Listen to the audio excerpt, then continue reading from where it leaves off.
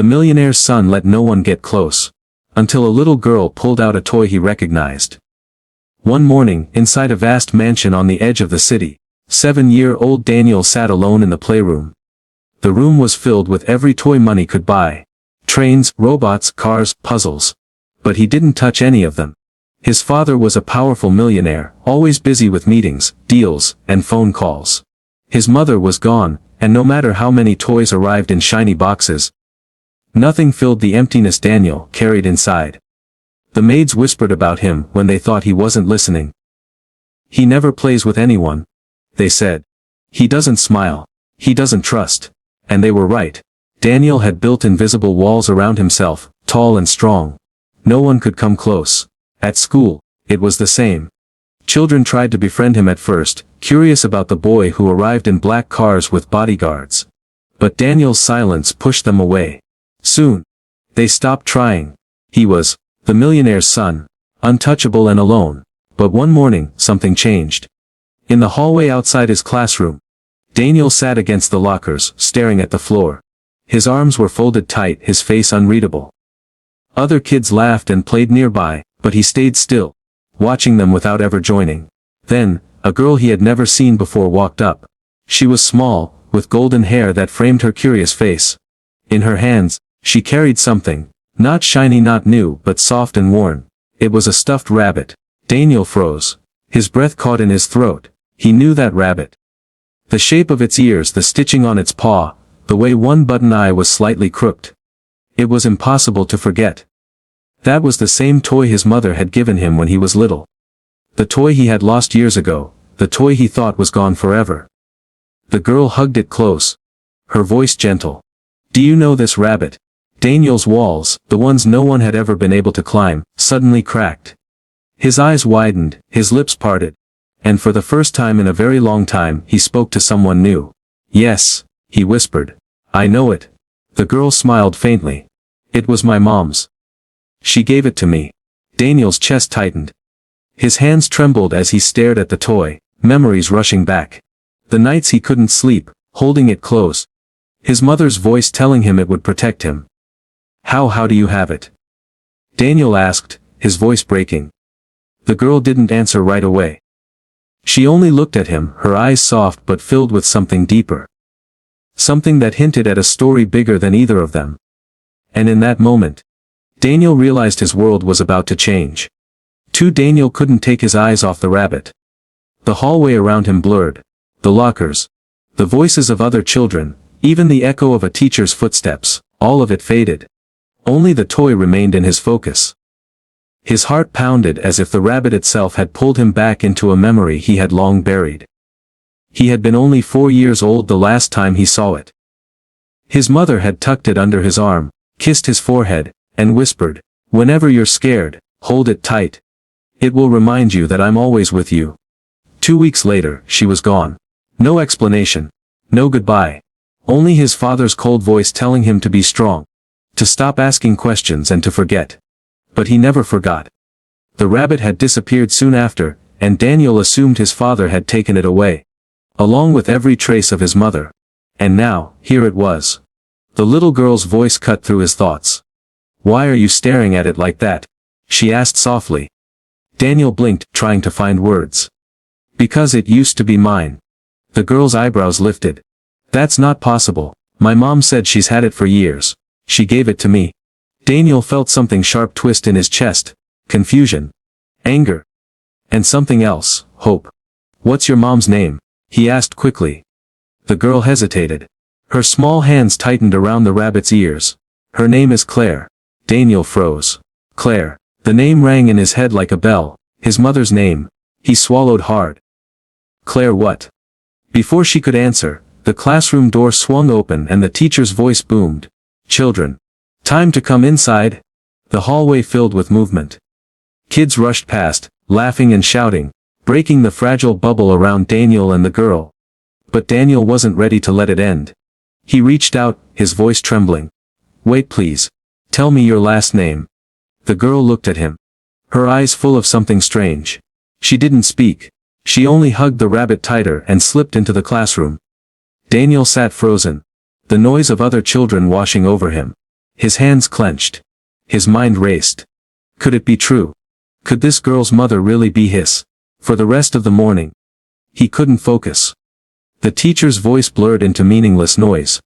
His eyes kept drifting to the girl sitting 2 rows ahead of him, the rabbit on her desk. Every time she glanced back, he looked away quickly, but the questions burned inside him. At recess, Daniel made his move. He found her sitting under the big oak tree at the edge of the playground, the rabbit safe in her lap. She looked up as he approached, wary but calm. "Why didn't you answer me?" he demanded, his voice low but intense. The girl frowned. "Because I don't tell strangers my mom's last name." "I'm not a stranger," Daniel said quickly. I think your mom might be my mom." The words tumbled out before he could stop them. The girl stared at him, wide-eyed. For a long moment, neither of them spoke. Then she shook her head slowly. "That doesn't make sense." "It does." Daniel's voice cracked. "My mom's name was Claire. She gave me that rabbit. And then she disappeared. I haven't seen her in years." The girl's lips parted, but no sound came. She hugged the rabbit tighter, her knuckles white against its fur. "My mom never talks about the past," she whispered. "She says some things are too painful." Daniel felt his chest tighten. He crouched down so they were eye level. "Please, I need to know. Where do you live? I can come and..." She shook her head quickly, her eyes flashing with fear. "No. I can't tell you that." "Why not?" "Because my mom said people would try to take me away if they knew too much." Daniel froze.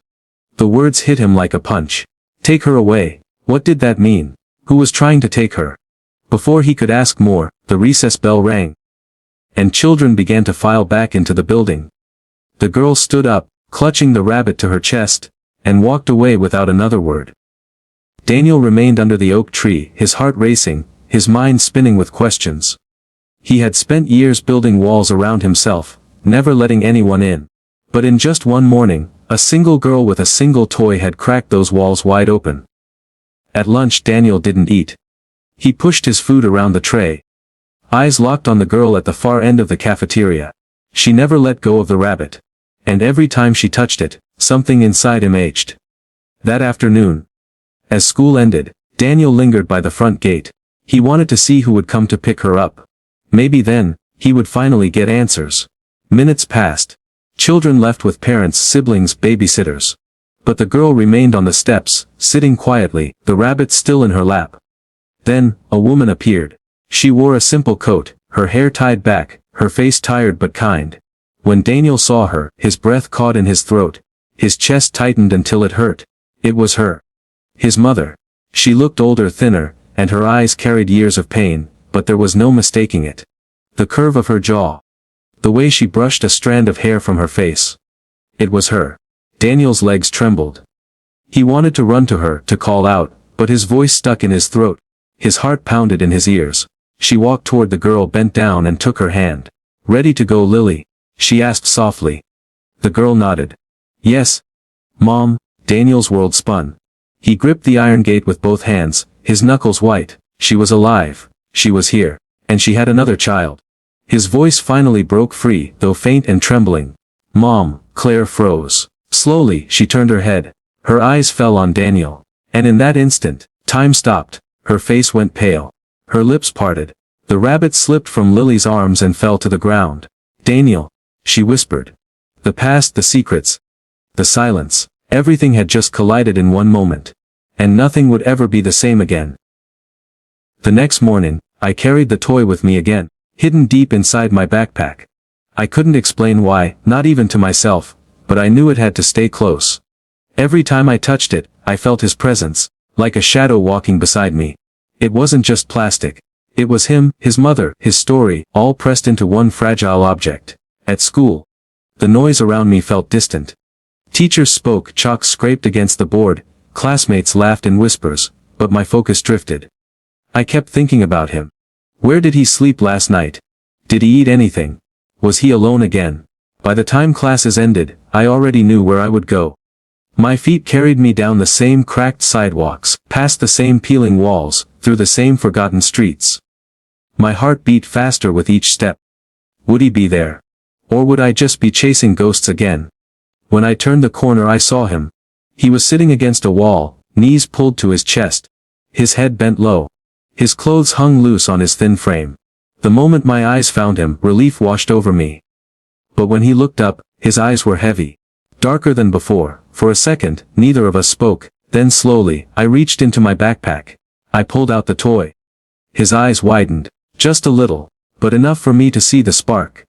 It was faint, almost hidden under layers of exhaustion, but it was there. He reached for it with trembling hands, and when his fingers touched it, something softened in his face. I sat down on the ground near him.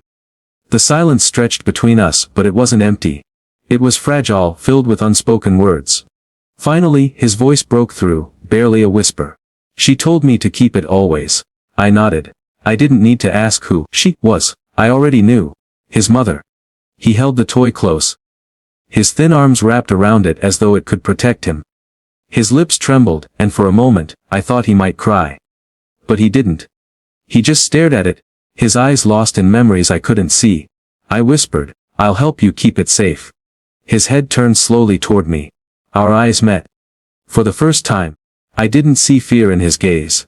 I saw trust, fragile, hesitant, but real. That moment changed something between us. It was no longer about me just carrying his toy. It was about carrying him too, in whatever way I could. The days that followed, I returned again and again.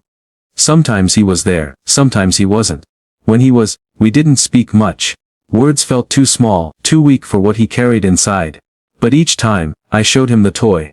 And each time, his eyes softened. As though it reminded him he wasn't forgotten. One evening, the sun sank low, painting the sky in orange and gold. I sat beside him again, both of us silent. After a long pause he spoke. "My mom said this toy is my promise." "Promise for what?" I asked softly. He hesitated, his voice breaking. "That I won't be alone." The words hit me like a wave. He wasn't just clinging to a memory. He was clinging to hope. And for some reason, I realized he believed I was part of that hope now. I looked at him, then at the toy resting between his hands. I understood something deeper than before. I wasn't just keeping his secret. I wasn't just holding on to an object. I was holding on to his heart, his faith, the only thing that tied him to the world.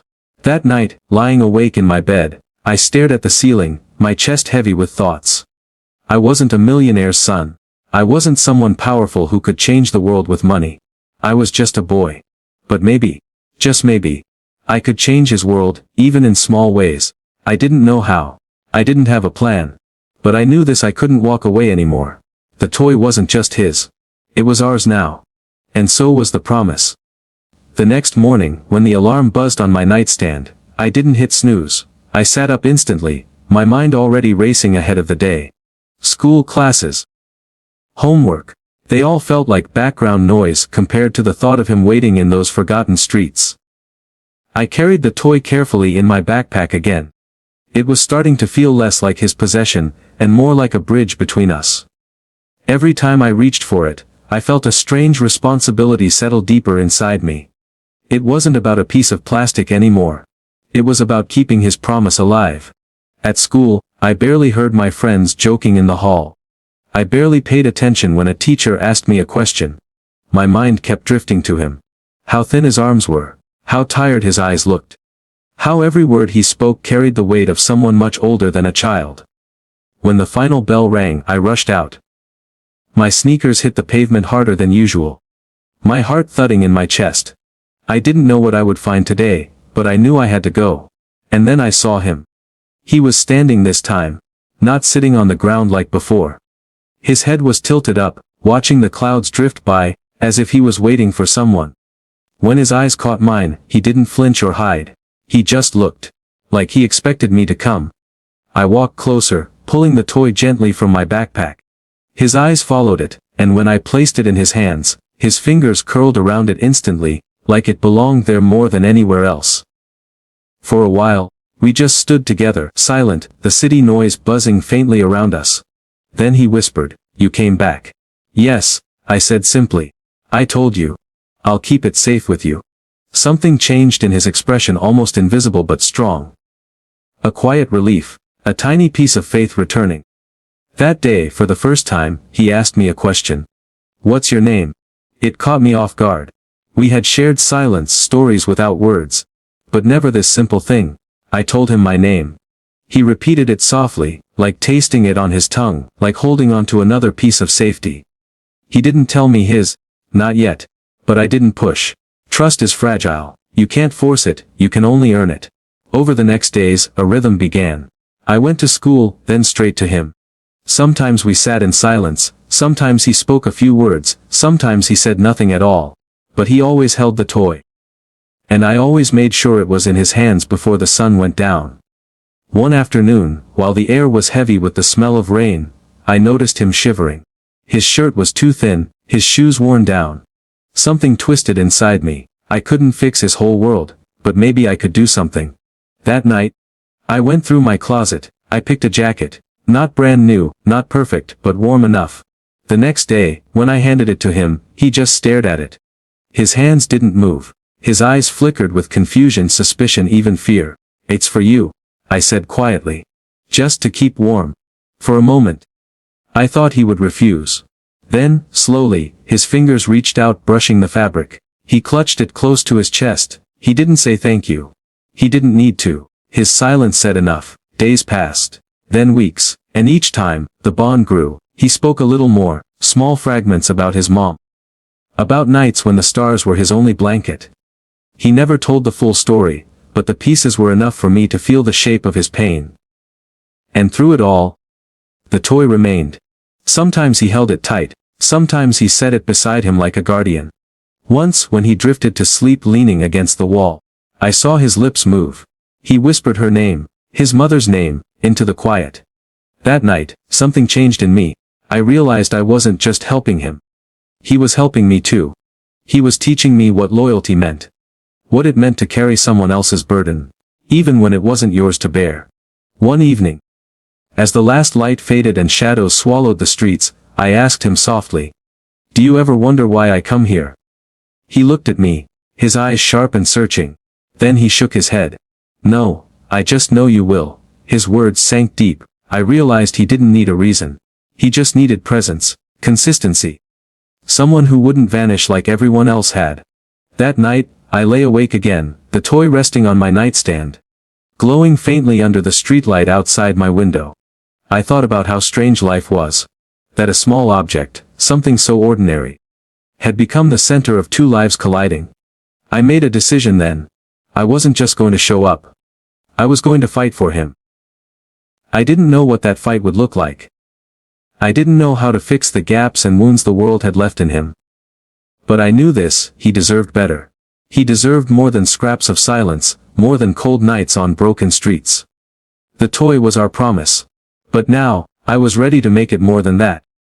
The next morning, I woke with a sense of urgency that wouldn't let me rest. For weeks, I had walked into his world quietly, carefully, without drawing attention.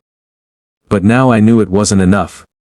The toy had pulled us together, but it couldn't feed him, it couldn't shelter him. It couldn't protect him from a city that didn't care if he disappeared. At breakfast, I pushed food around my plate. My parents noticed, but they didn't ask. They assumed it was school stress, the usual weight kids carry. They had no idea that just a few streets away, a boy my age was carrying a weight 10 times heavier. With no one to share it. After school I went to find him. My heart hammered as I walked, because today wasn't just another visit. Today, I wanted to do more.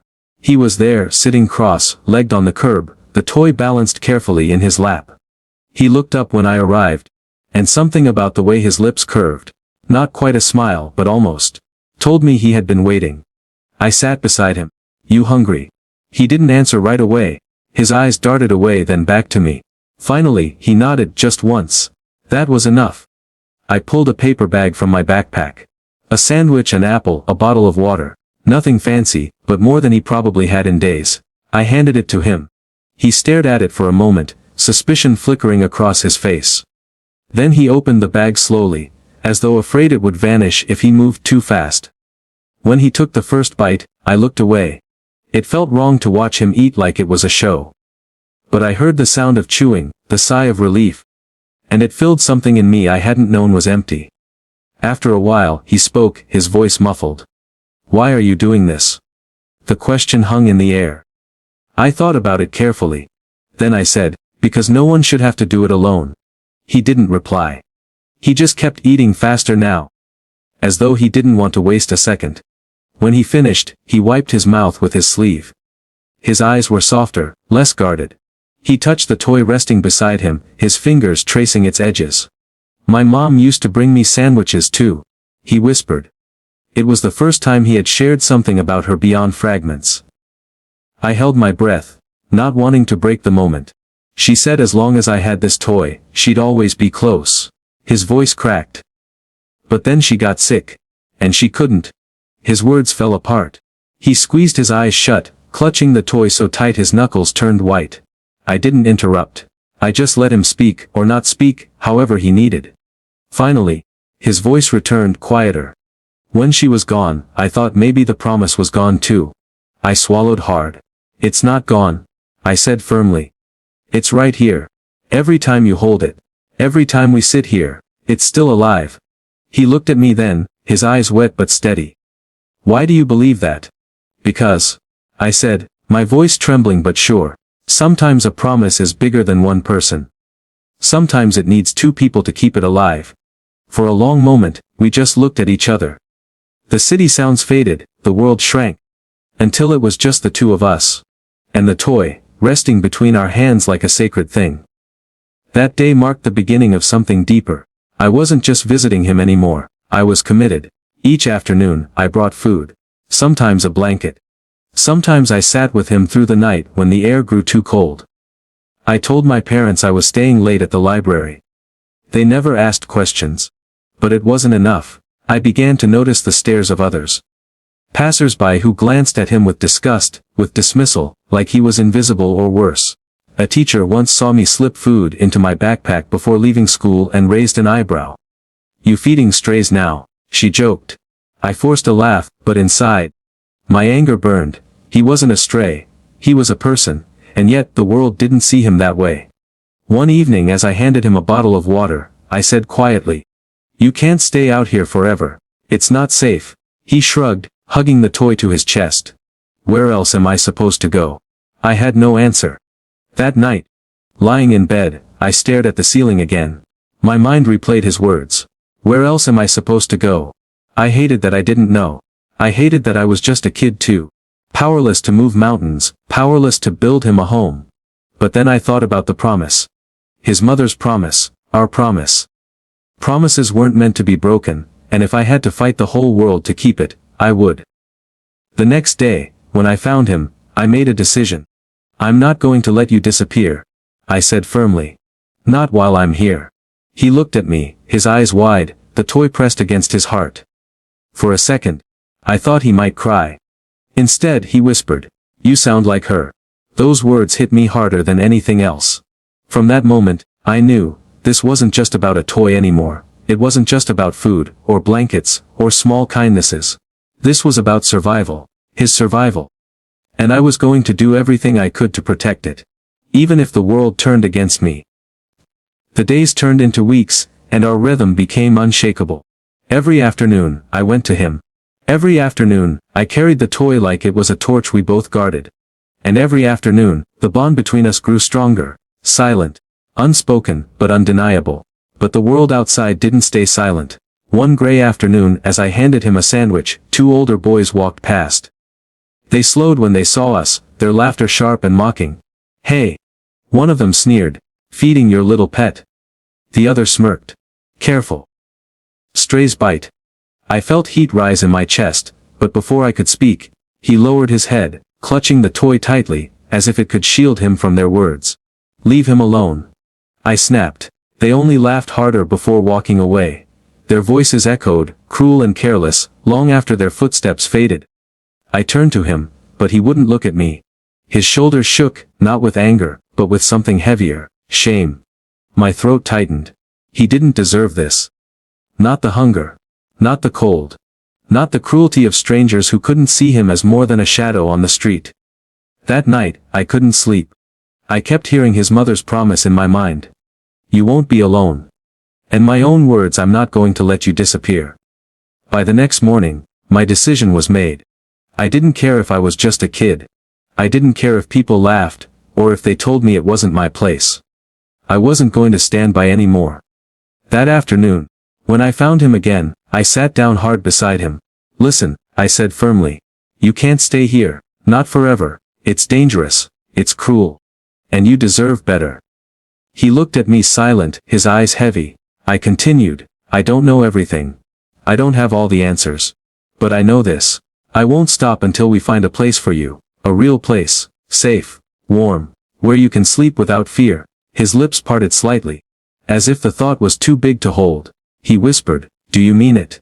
I reached out, my hand covering his as he held the toy. Yes. I mean it. For the first time, a real smile touched his face. It was small, fragile, but it was there. And in that smile, I saw something I had been waiting for. Hope. The days that followed were a blur of determination. I spoke to teachers, counselors, anyone who might listen. Most turned me away, saying it was complicated. But I didn't stop. Each rejection only fueled me more. And then, finally, one person listened. A woman at the community center. She didn't laugh. She didn't dismiss me. She leaned forward, eyes serious, and said, show me where he is. That evening, I brought her to him. He froze when he saw her, clutching the toy like a shield. But I knelt down beside him and whispered, it's okay. She wants to help. Slowly, cautiously. He let her approach. She didn't force a smile, didn't overwhelm him with questions. She simply knelt down, eye level with him, and said, you don't have to be alone anymore. His eyes flicked to mine. He was searching, asking silently if he could believe it. I nodded. That night, for the first time in months, maybe years, he didn't sleep on the cold ground. He had a bed, a roof, a blanket, food waiting for him, and the toy, still in his hands. Still his link to everything he had lost. Rested beside him like a guardian. I visited often. At first he clung to the toy like his life depended on it. But slowly, something changed. He laughed once, quietly, when I told him a stupid joke. He let others speak to him. He began to eat without hesitation. The shadows in his eyes grew lighter. And one evening, as I was leaving, he whispered, thank you. I froze, my chest tight. 2 words, but heavier than any speech. I turned, smiling through the sting in my eyes. You don't have to thank me. Just promise me one thing. He tilted his head. What? Promise me you'll never let go of hope. No matter what. He looked down at the toy in his hand, then back at me. Slowly, he nodded. And I realized then, the promise his mother gave him wasn't gone. It had simply grown. It had stretched across 2 hearts, binding us together. That night, as I walked home under the fading light, I knew the truth. The toy wasn't just his. It wasn't just mine. It was ours. And the promise it carried, the promise that no one should ever be alone, was alive. Stronger than ever. Forever. If this story touched your heart, don't forget to like this video, subscribe to the channel, and leave a comment about what part moved you the most. Thank you so much for giving your precious time. Your support means the world.